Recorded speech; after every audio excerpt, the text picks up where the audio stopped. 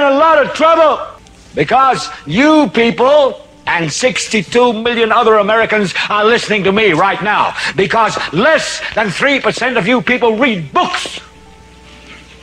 Because less than 15% of you read newspapers. Because the only truth you know is what you get over this tube. Right now, there is an entire generation that never knew anything that didn't come out of this tube.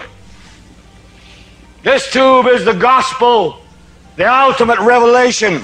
This tube can make or break presidents, popes, prime ministers. This tube is the most awesome goddamn force in the whole godless world. And woe is us if it ever falls into the hands of the wrong people. But man, you're never going to get any truth from us.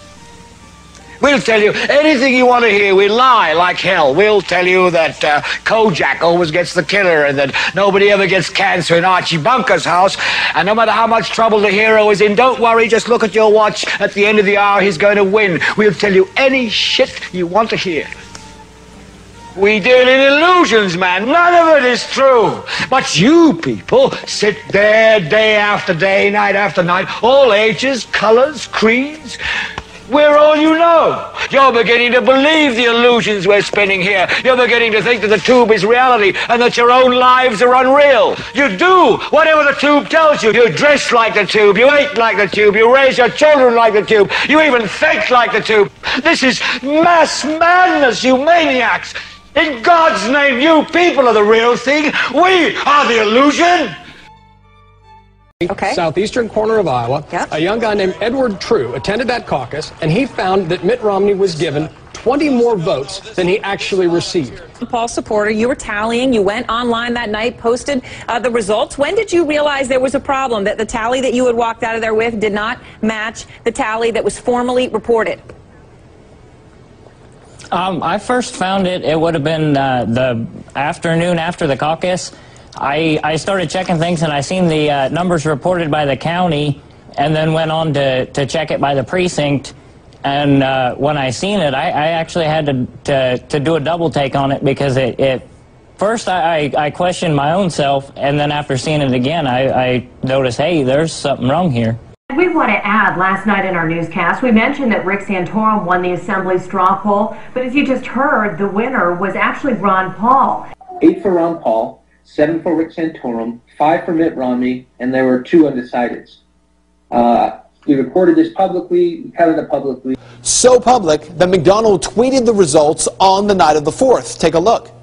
But on Monday of this week, hearing all the controversy surrounding the announcement of Governor Romney as the winner, McDonald checked the state party's website and saw that no results had been posted from the Belfast caucus. The lady on the line said that she had received our tallies, our votes, but hadn't recorded them online yet. And she said Romney with 9, Rick Santorum with 5, Ron Paul with 2. Well, of course, those were not the right numbers. And I told her, you know, I'm sorry, ma'am, those aren't the right numbers. And she said, well, those are the numbers we have. And I said, well, you know, there are 22 Republicans down here in Belfast who would tell you different, because we counted our votes publicly.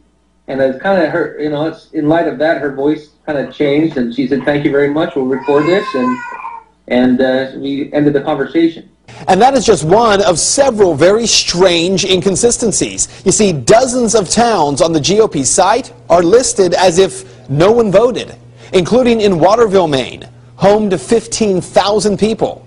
A count on the site, as Maine goes, indicates that Congressman Ron Paul may have already won over Governor Romney by 10 votes.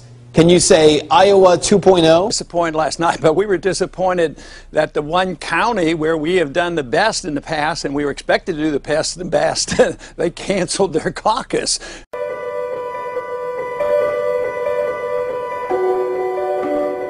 America, the world's greatest democracy, and at its heart, the vote, the will of the people. But how do you know if the vote is counted correctly? And if you don't know, then what have you got? Democracy?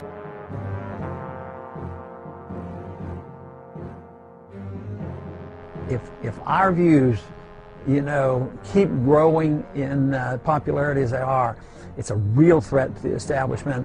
So the establishment is well protected in many of those individuals that control the 5 major networks. Let's talk about Ron Paul, because he just won another straw poll in California, and he keeps winning straw polls, but I guess if history is any gauge, it doesn't really mean very much. You know, you don't need a majority. You need, what he said, was an irate, tireless minority willing to start the brush fires of freedom in the minds of man. I am gaining recognition in the campaign, and it's a threat to a lot of people. It's a threat to the military-industrial complex. It's a threat to the bankers, the big corporations who get all the benefit. It's a threat to the people who preach that we have to be in the world and be in all these countries. So I think it's big banks, big money, big corporations, and the people who want to be the I want to start with your first column, talking about the GOP, and they're going to need to fire somebody and how they're going to have to go about doing that. Tell me, first of all, who's going to need to be fired? No one's really going to be fired, but it's no secret that Ron Paul is not going to be the nominee in the Republican Party for President of the United States.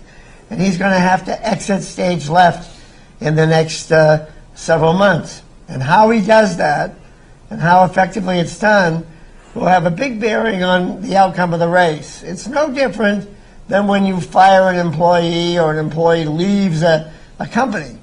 You've got to be sure on the way out people are treated with dignity and respect, and the GOP is going to have to give Ron Paul all the dignity and respect and courtesy that they possibly can to keep his unique set of followers in the fold.